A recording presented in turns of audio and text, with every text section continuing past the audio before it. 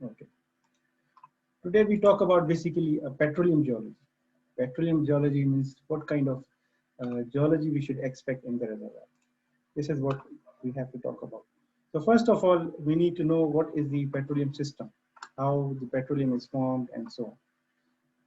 Basically, we have three main things in petroleum system: source rock, reservoir rock, fields, and how the fluid or crude oil or hydrocarbons generated from the source rock reach to the reservoir, how they are migrated. And then, of course, we'll talk about the traps. What are the traps and so on. So basically, we will cover in this presentation all these five things again. Okay. And what are the geological processes that are involved in all these five steps? So basically, there are four steps. The oil is generated, migrated, accumulated, and preserved. And after the preservation, we do the drilling and we process it. So this process takes a lot of time, maybe 1 million years, 1 billion years. It takes a lot of time. First of all, as we know that everything that is in this world has a source, has a starting point. So everything has a starting point. Definitely the oil has to have a starting point also. So first of all, what is the oil, petroleum or hydrocarbon? Well, it's a complex mixture of organic hydrocarbons. Okay. And where are they available? They are available deep in the, somewhere deposits deep in the Earth's crust. We will talk about it in the next later slide. So what happens that they are made from the organic deposits under very high pressure and temperature. They went through the physical chemical changes. So what are the processes? We will talk about it in the next slide. Basically, the organic material, for example, dinosaurs, the algae or plants or seeds, whatever there were a billion years ago, when they were buried under high pressure and temperature, they were converted into the kerogen. That's the main thing. So once they were converted into the kerogen, kerogen is organic material which is developed from those dinosaurs and so on. And they were formed because using the process, we call it a diagenesis. From this kerogen, there's another process, we call it catagenesis, and oil and gas was formed here in this case. So first of all, we need to know what is a source rock. Well, a source rock is a black organic rich shale, such as bacon, and source rock is a place where oil is actually made. Actually, this one is made. Okay, so you can see here these areas here. Okay, from oil, which is, as I said, source rock is always below. Okay, so first source rock is made where the oil is generated, then it is sent, migrated from the main source areas to these traps and these kind of situations. Here you can see accumulations here. So that's the main concern of the source rock. Then what is the reservoir rock? Reservoir rock is the place where oil is trapped and from where we can obtain it. So the reservoir rock actually has the rock particles, these kind of rocks, this, as you can see, this maroon color. And then it has small spaces in between them. Here you can see here, these are the small spaces in between them. So the oil actually is trapped inside those small spaces. Now in reservoir rock, there are basically two properties that are important.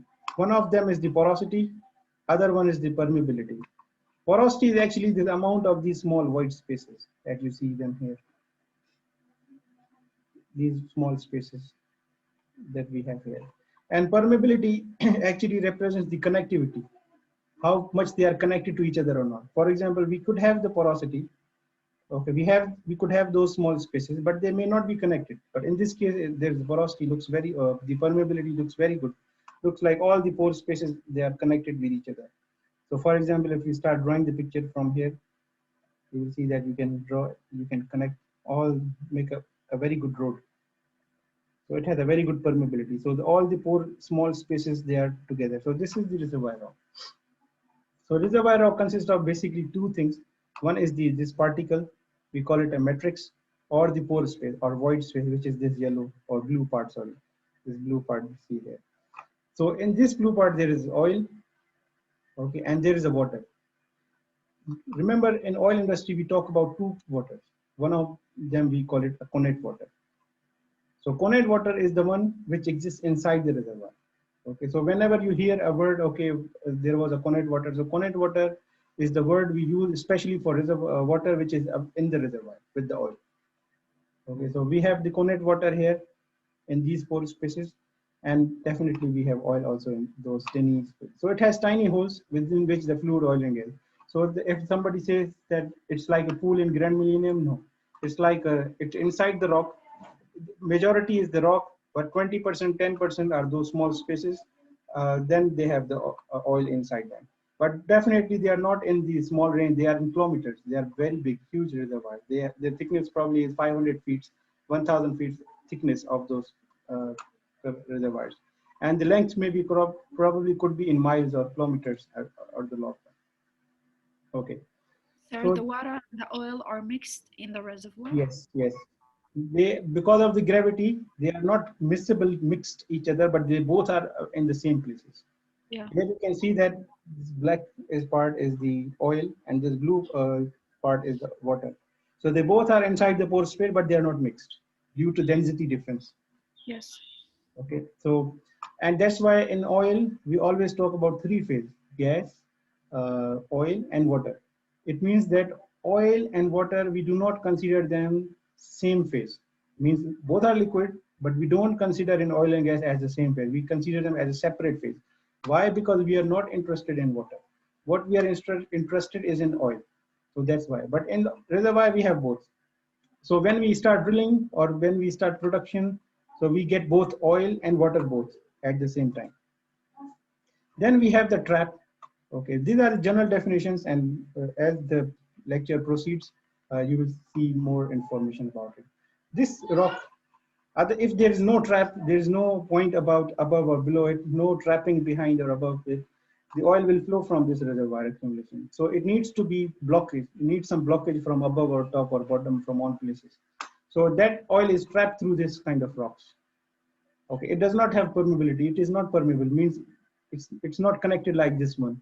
If it was connected like this one, oil will flow from one point to another point. So it's impermeable rock, and usually the shale salts and anhydrites are good trap rocks, and their purpose is to keep the reservoir oil accumulated and so on.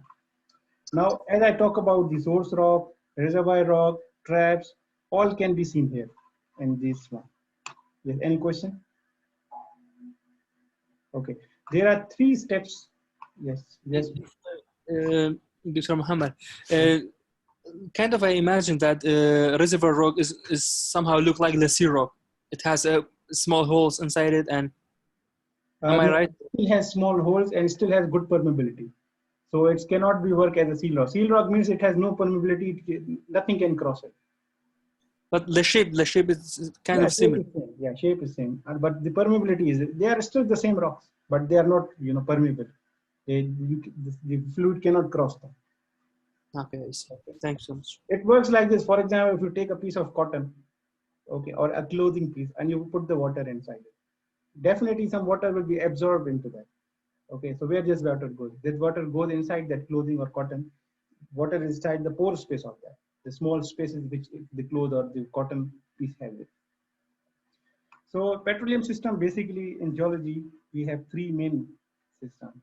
The oil and gas is generated, oil and gas then is migrated, oil and gas then is accumulated, then we drill it. So the question is, the generation actually is done below. Here's the generation of it. Okay, once it is generated, it is very under high pressure. So they find its way and they move from this generation source to above source near the surface of the earth. So here you can see migrates here. And then there's a seal here, entrapment. Here you can see the seal rock. Here you can see the seal rock. Okay. And then what we do as a petroleum engineer, we start drilling and producing those oil and gas. Now we said that based on the gravity, the gas, oil, and water have the very distinct and different phase. Look at this here. The first one is the gas because it's lighter, it's at the top. Then we have the oil is secondary, and then we have the water, third one. So here. This kind of reservoir is a very a valuable reservoir because it has a very good pressure because it has lots of water support. This water is exerting a lot of pushing this oil to go up. So the moment you drill this well, the oil starts to come out because the water is pushing this one. On the other side, the gas is also pushing this oil to go out. As you can see that both of the wells were placed in the oil zone. These wells could be placed here also in the gas gap zone, but we didn't. These wells could be placed in the oil water zone, but we didn't. What we need is we are looking for the oil production, not the water production or the gas production. So this definitely they put the oil, the perforations or the location of the well in the oil zones. Yeah. So anyway, the in this slide there are basically we are talking about three main things: generation, migration, and entrapment. And look at the temperature when it was generated. So it was generated around 350°F. It definitely can vary and so on. So most of the world reservoirs are like this. They were generated below, okay, then they migrated, and then they were trapped. That's this simple process of it. Now, there are two theories of this generation, how these were generated. Some say it because it's from the plants. Okay, the organic dinosaurs and algae, fishes, whales, and all that, they died, and under high pressure and temperature, they under high pressure temperature, they changed to kerosene, and from kerosene, they converted to oil and gas. This is first theory. The second theory is, we call it the abiogenic theory. Okay, it means that it is not produced by the action of living organism. Okay, now in here we have this very nice picture. Okay, can anyone tell me the three layers of the earth so far? Can anyone can tell me that how many layers of earth we have? Okay, You let mean me the tell you, generation of the oil? earth, the layers of the earth. We are here right now talking about the geology, so I want to know about the layer of the earth. Anyone has any idea? Okay, now let's talk about the layers of the earth. We have basically have three layers. As you see, three colors are represented here. This is the earth, this round shape. Here we are talking about the earth. The uppermost part is the crust. We call it a crust. Oil is usually found in crust. Okay.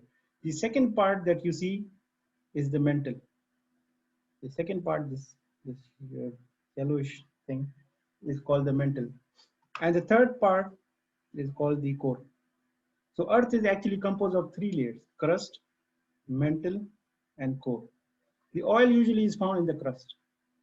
But based on this abiogenic theory, the oil is not made from the dinosaurs or anyone. It is made from the rock itself and under very high pressure from the core mantle. There is some material in the mantle area, which is 50 kilometers, 2,900 kilometers. It ends at 2,900 kilometers around here. So the earth, the oil and gas is formed from the mantle in the mantle area. Then it is migrated to the crust, and then we produce it. So crust length is usually 50 kilometers from the where we are sitting right now at our homes. If we go down straight vertical deep 50 kilometers, we have crust. After that, the mantle starts. And after 2,900 kilometers, the core starts. And core is as hot as sun, if you know it. Because as you go down, the temperature is increasing. If you drill, for example, 1,000 meter or 2,000 meter, as you go down, you will see that earth is hot. And the core of the earth is very, very hot. It's as hot as sun. And we don't know what is the structure. We don't know what is inside, but it is as mysterious as the universe, the interior of the earth. We maximum we could go to 1 to 2 kilometers down, 15,000 meters or sorry feet maximum we could drill and produce our life. Below that, so far we couldn't go towards the core of the earth.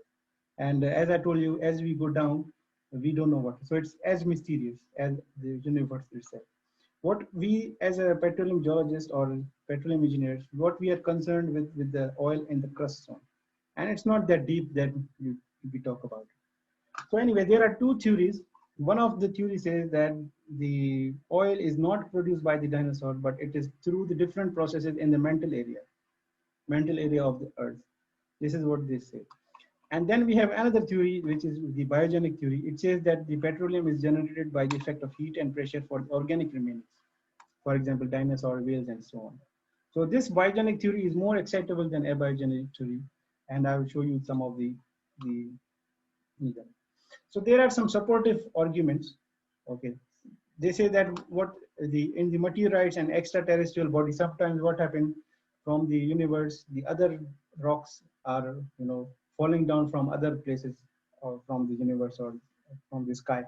So when they investigated that, they found that there is some methane traces with it, methane gas traces. So they say that okay, other rocks also has it, so that's why the rock also had methane, and mantle probably has lots of methane, and those methane is converted to oil, and then it has came to the crust. This is the supporting evidence they talk about it in this one. And all the compounds, all the petroleum compounds, oil and gas is made from inorganic methods, not organically, which is we call it the dinosaurs and so on. And they say that methane then can polymerize at higher homologs at higher pressure and temperature. So now the question is, what is this polymerize word here? And what does it mean? It means that we have small molecules of the methane gas, they combine to make together, and they chemically produce a chain-like network, and we call them the polymers. Together, they can convert under high pressure and temperature into the oil and so on. So polymerized basically is a small molecule called monomers. They are combined chemically to produce a large chain-like structure and so on. They say that, okay, another argument, they say that oil is found in some of the rocks in Vietnam and so on. These are the supporting favors of abiogenic theory that they talk about it. But there are so many things uh, that there are some problems with that abiogenic theory. First of all, these biomarkers. What are those biomarkers? Actually, they are the organic compounds that are still found in the reservoir rock. Sometimes they get during the drilling, they get the cuttings. When they analyze the cuttings, they found there is still some organic material. So in abiogenic theory says the oil is not produced by the organic material. It is totally inorganic material.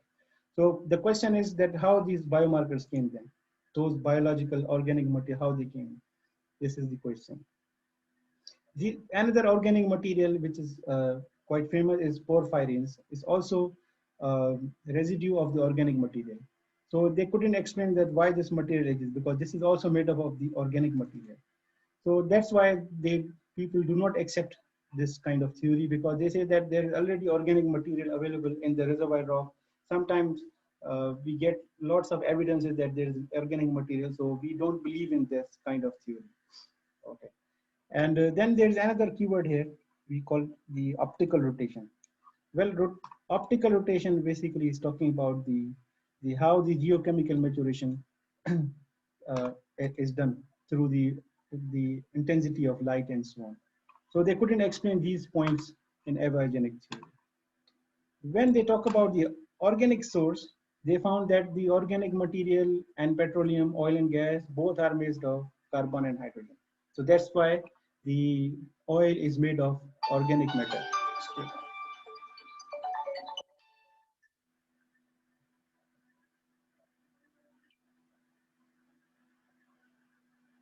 Yes. So they said that the organic material and petroleum both are made of the carbon and hydrogen. That's why they say that, okay, the oil and gas made is from organic source. And also they can see the optical rotation is as good as organic substance. It's the same for both ends.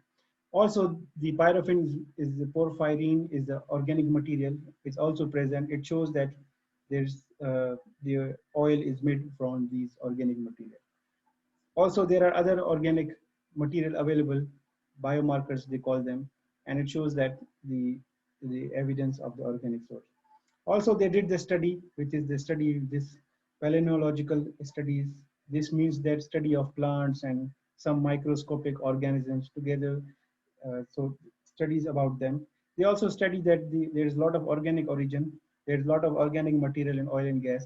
That's why the oil is made of organic one. We are discussing the history. I mean, how the oil is made. As a petroleum engineer, we just know that okay, we should know that there are two theories that are circulating, and so on. Okay.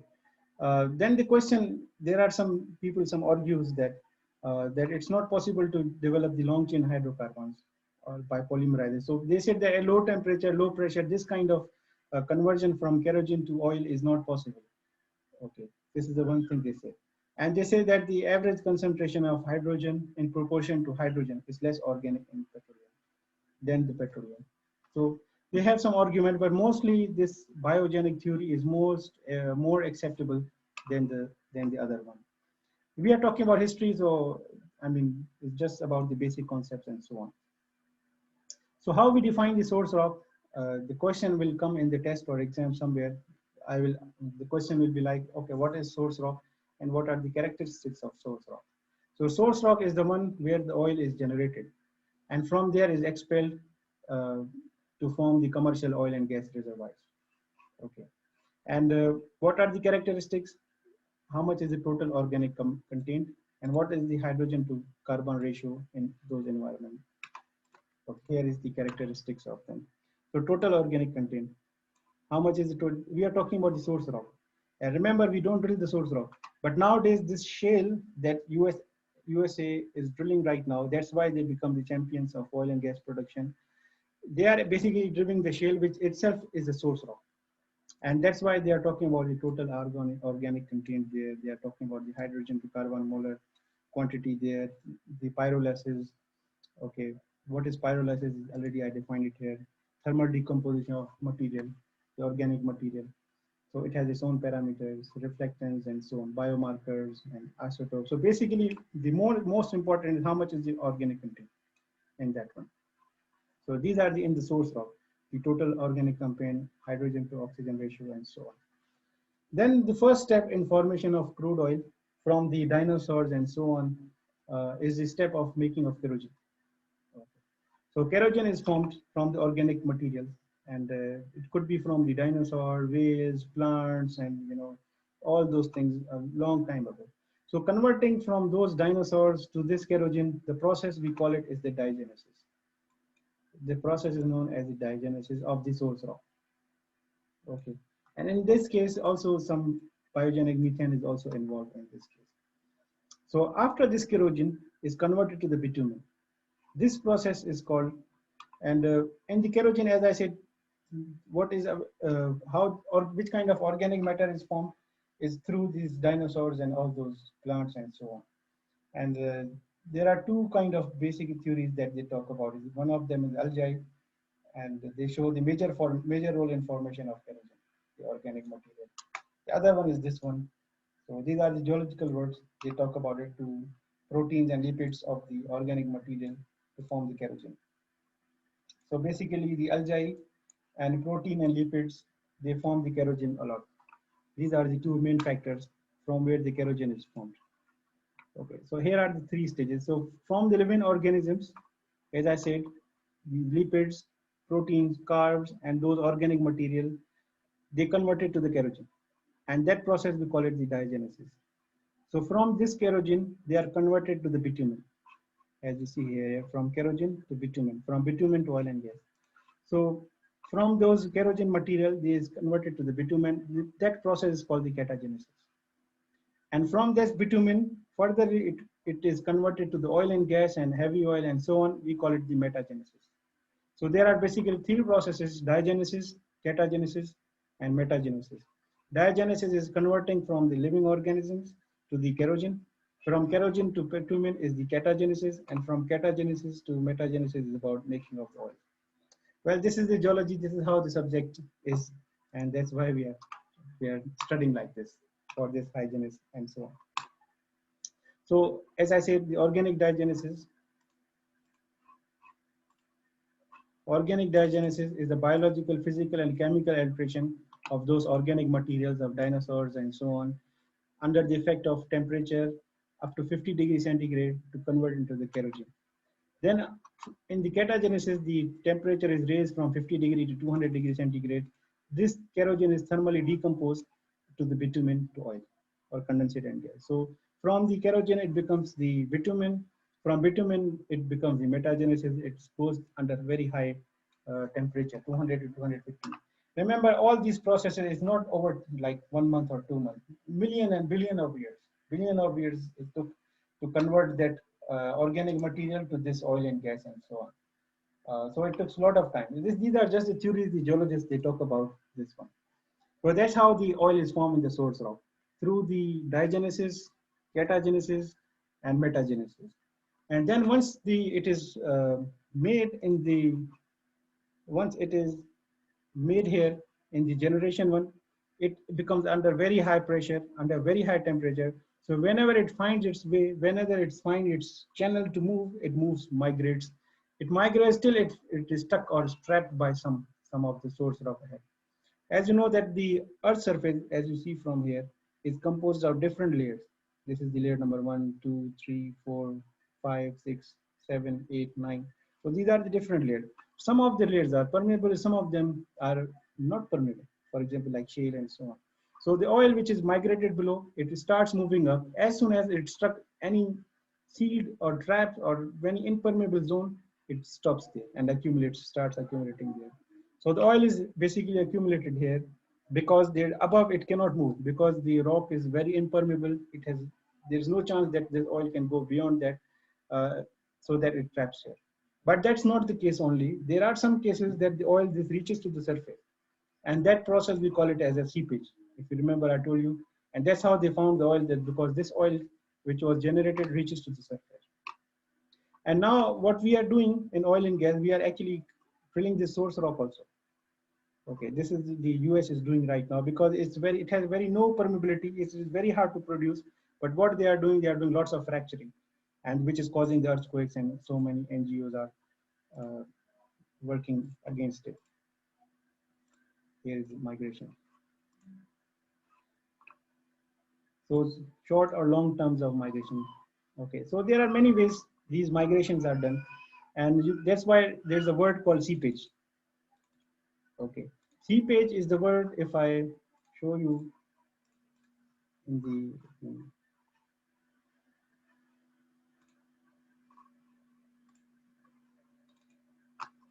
here we have, this is the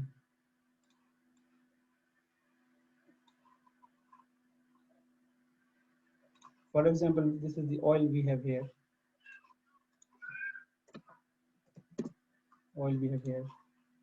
This oil basically moves up, and it is not stopped by any. For example, there is a layer here. Maybe you can say there is a layer here. It is not stopped by any. This oil actually moves up till the surface, so it actually reaches there at this point. And we found some traces of oil here at the surface of it. Also in Kurdistan, there are many traces. And if you go to the villages, you find oil. In Saudi also, there's a lot of issues going on here. Okay, so we call them traces of oil.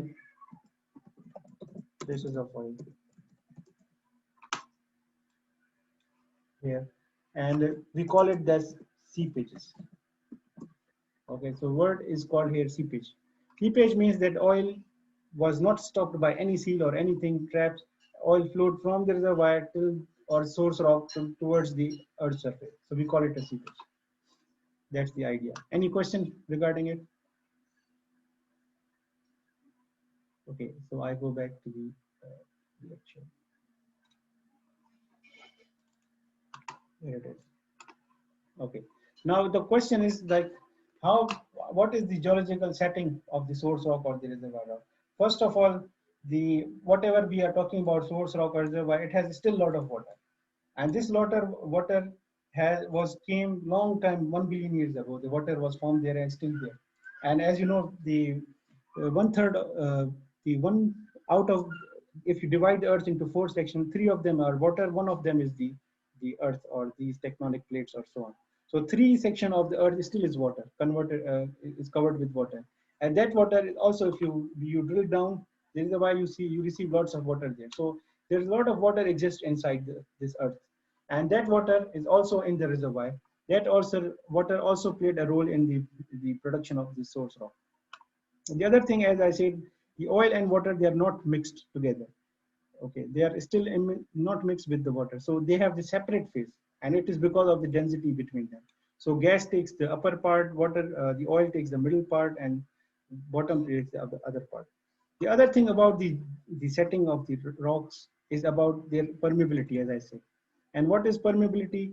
That let me explain the permeability concept.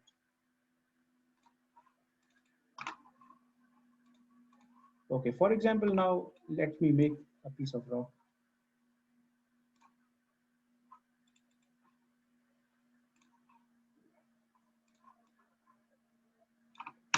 And it has small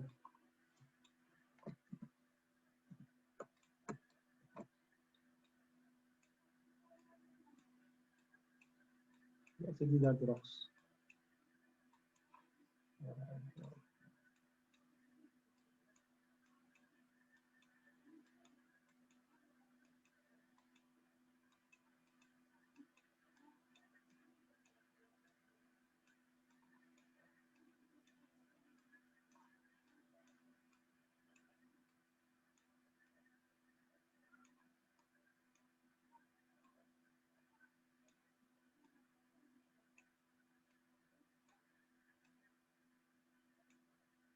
Okay.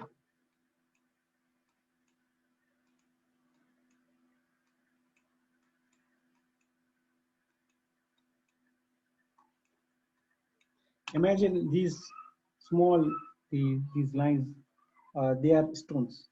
We have a container, horizontal container, and these are the stones inside it. The stones that you find outside on the roadside and so on. Now what you are trying to do, you are trying to inject the water here. Inject the water from here. Okay. And you want to receive it on the other hand. You want to receive it here.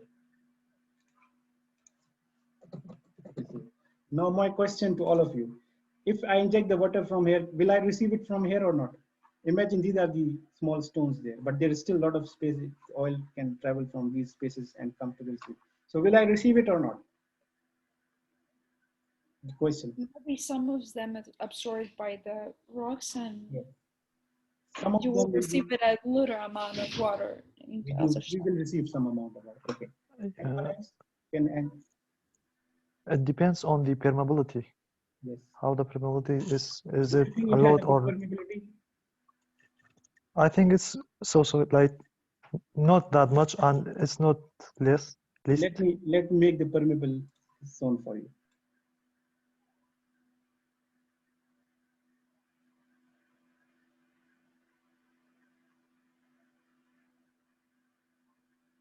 You think now the oil can flow from this side?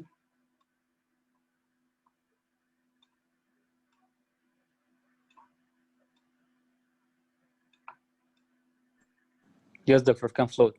Can flow. So it means that it has a good permeability. Good permeability. But what if I put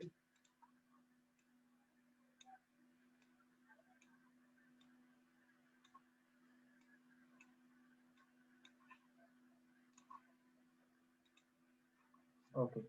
Now do you think it will flow? If you look at this zone, there's no way that this water can go from here, from this point to this point. So now it has a, we call it has a bad permeability. No permeability. Okay.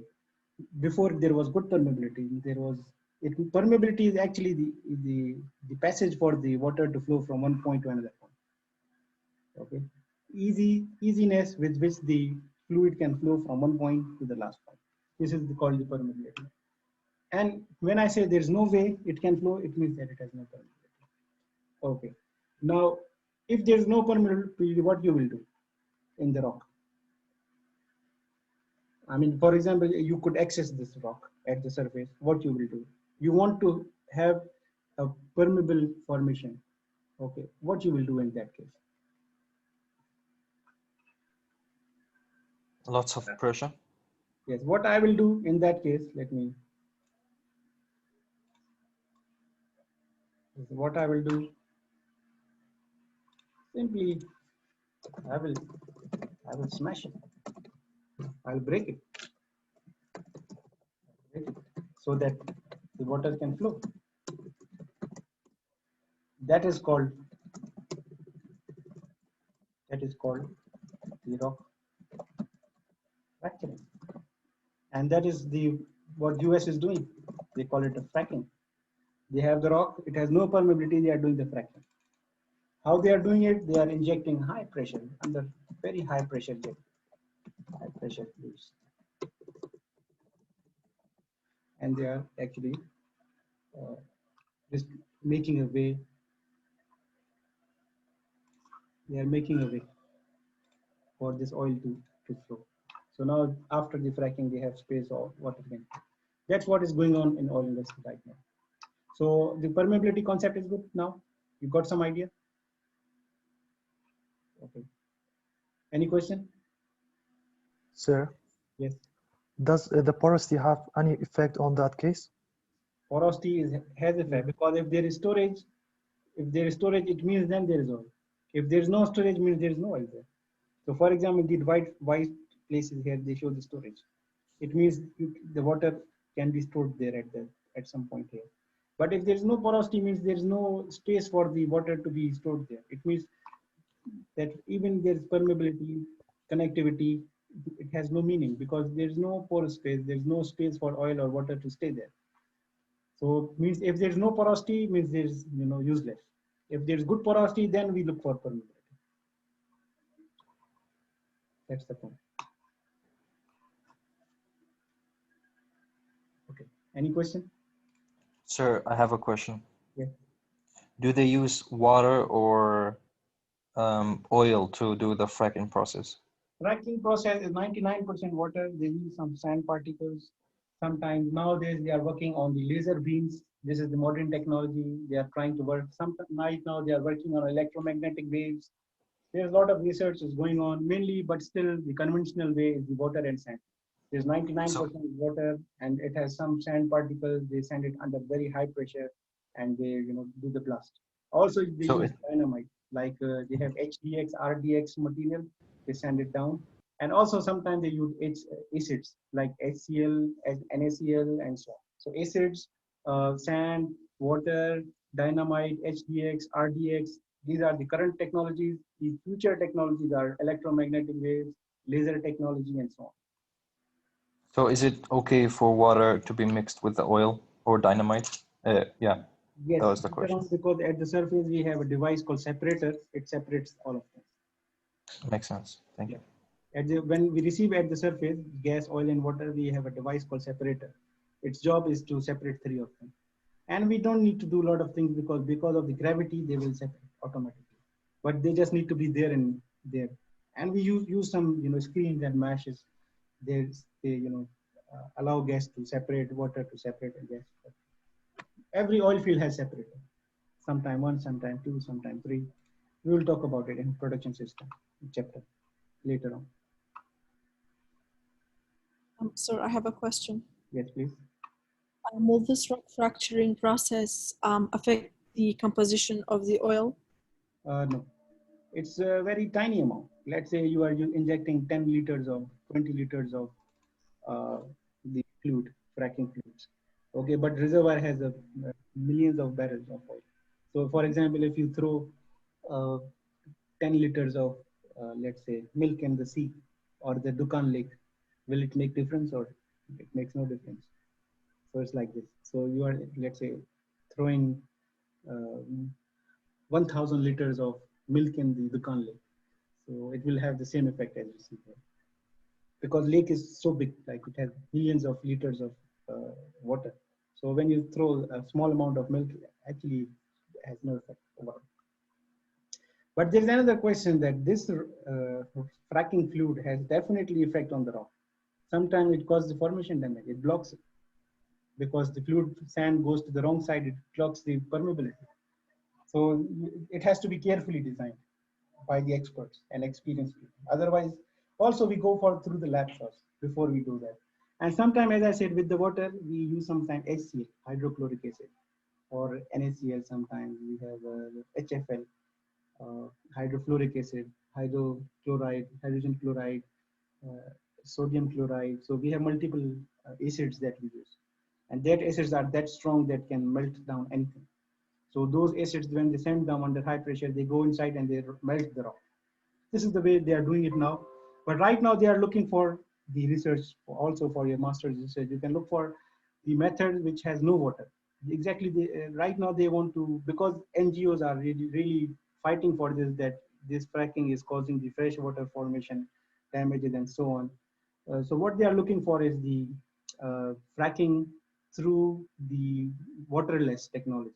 So what are the technologies they are looking for right now? The laser one. So they put the laser source and laser goes down, melts. Exactly the same way, the way the laser melts down the stone in the kidney in medical field.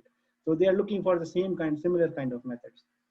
The other way they are looking for is using the electromagnetic waves. They generate heavy amount of electromagnetic waves, and that goes and do this fracturing. But still they are in a very early stage. There is a lot of work going on. So if you go for your master's or PhD, you can definitely look for such topics and work on those areas which you can work. Yes, more questions?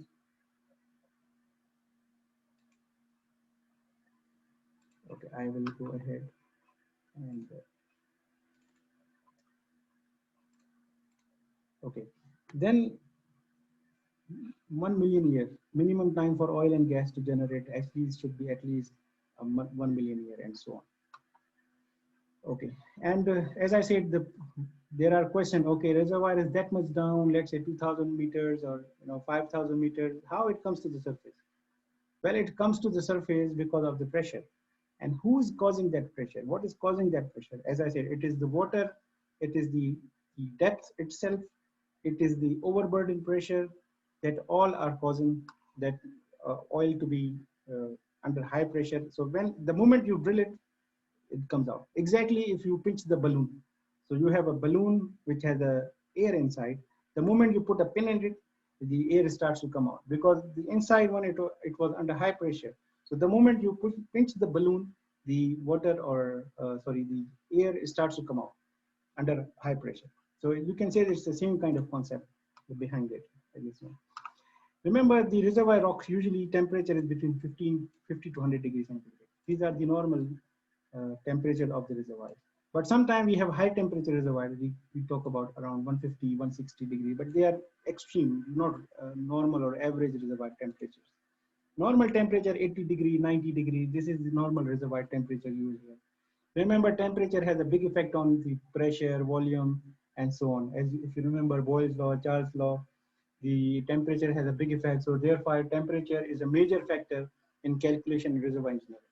So that's why we need to know the reservoir temperature always, because the reservoir fluid is at temperature. So all our calculation has to be at that temperature, because if you change the temperature, the volume will change or the pressure will change, and so on. Then we have to define what is the reservoir rock. The reservoir rock basically is the rock having appreciable porosity to trap the hydrocarbon and permeability for the oil. So a good reservoir rock is actually which has a good porosity. Okay. It should have a good porosity, and it should have a good permeability. Now for porosity, we will discuss later. We have absolute porosity, we have effective porosity. Permeability, we have three kinds of permeability: absolute permeability, effective permeability, and relative permeability. We will talk about in the next lecture, where we talk about the reservoir rock properties. So we'll talk both of them. For now, just assume there is the porosity. What is the porosity?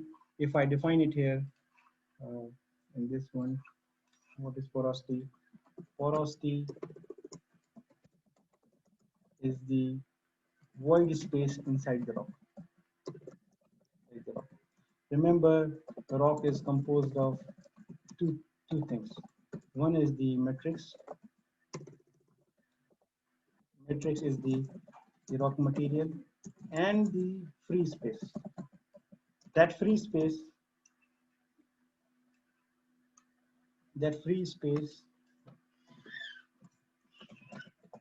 is called the void space also, or the storage.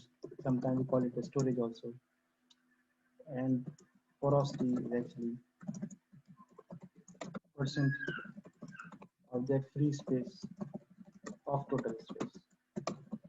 This you can define as porosity. Then the other one we have the permeability. I will end the box here. Permeability, basically, it is the ease with which the fluid can flow from one point to another point, or you can say effective connectivity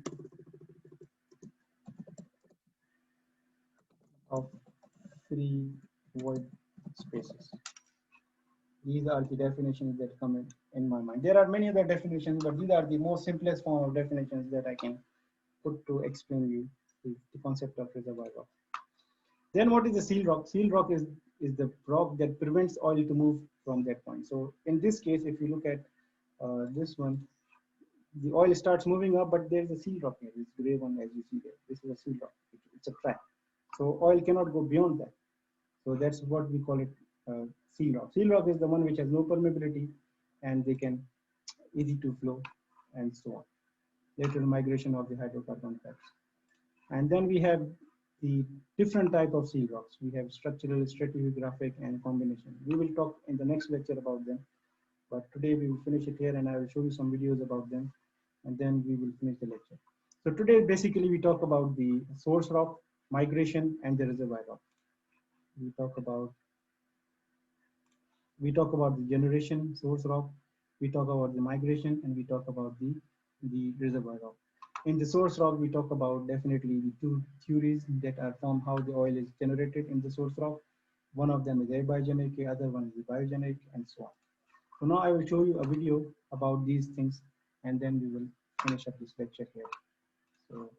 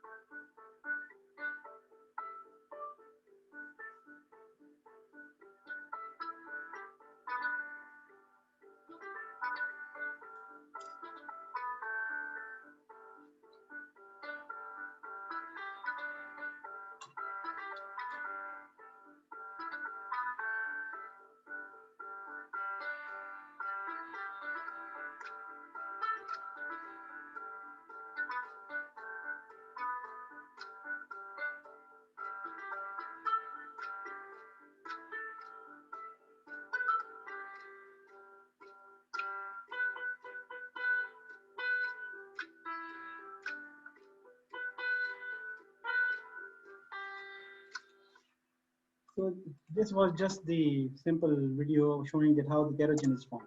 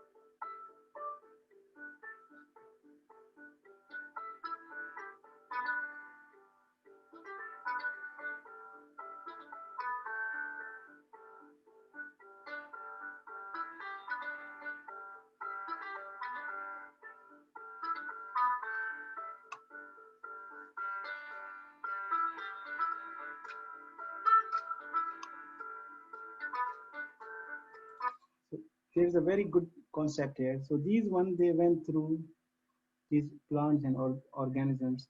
They are quite deep here now. So above this, we see there's a lot of rock layers now. Now all of these rock layers are putting lots of weight on that material. So even when the oil and gas are formed here, they're under high pressure because of all this weight is on them. So when all this weight is on them, then it means definitely there should be a pressure on it. And as I said, this is the diagenesis, the kerogen is formed, then we have a catagenesis, and then we have the metagenesis. So from kerogen to bitumen, from bitumen to the oil. The oil is formed. So now when this oil is formed, there is still under lots of overburden pressure, overburden weight or pressure we call it. That is causing that fluids to be under very high pressure. So the moment we drill the well, they start to come out. Of course, it takes millions of years. So here you see we have the source rock. From this source rock, it migrates, the oil comes up, and then we have the impermeable rock. It has no connectivity, so the oil cannot leave that area. And definitely then we drill in the oil zone. So that's the overall mechanism of these three. Okay. In the next lecture, we will, let me find my lecture. Here it is. In the next lecture, we'll talk about the types of structures, the types of the tracks. So actually we have some anticline, we have faults, we have different kind of traps and stratigraphy types. So we talk about them in much details in the next lecture. So I'm putting this lecture along with the video so that you can see it. So any questions, please? Any question? No, doctor, thank you so much. Okay, so I'm putting this lecture, still if you review, when you review it, you can always welcome to ask the questions. Second thing is there is a experience that if you, after the class, if you open the books or lecture for 10 minutes in a day, you remember it for the longer time. So after you finish the lecture, if you review it, just give it 5 minutes in a day, just to review what happened in all the lecture. So you can retain more information in your brain than those who are not reviewing the lecture. So it is good idea to review at least 5 to 10 minutes every day after you finish up the lecture. Doctor? Yes. Doctor, do you have a live session for the engineering laboratory class today? Yes, we do have. Yes. It's okay, thank you so much. Okay. For engineering laboratory, we'll also go on campus from every Wednesday, 9:30 to 11:30. Okay, so see you guys in the next lecture. Have a good day. Have a good day, sir. Thank you, Doctor. Have a good day.